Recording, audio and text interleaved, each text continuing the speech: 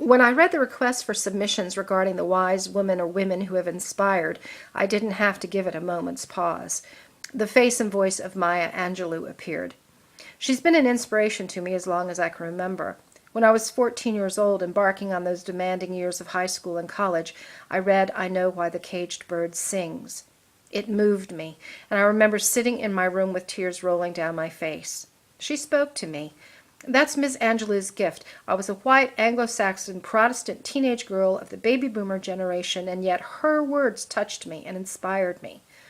In 1978, as I took those first timid steps into the real world, her "Still I Rise" echoed in my ears, urging me on. I cheered with the nation at her reading of On the Pulse of Morning at President Clinton's first inauguration.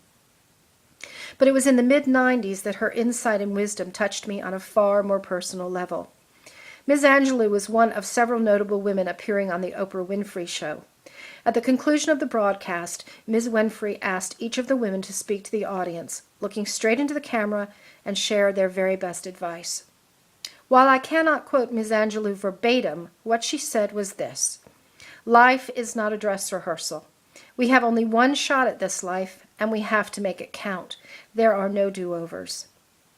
As she spoke those words, I realized I hadn't lived my dreams. I had settled.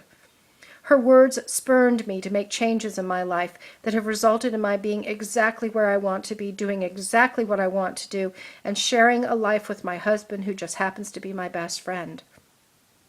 Were I ever to have the honor of meeting Ms. Angelou, I could do nothing more than shake her hand and say a very heartfelt thank you.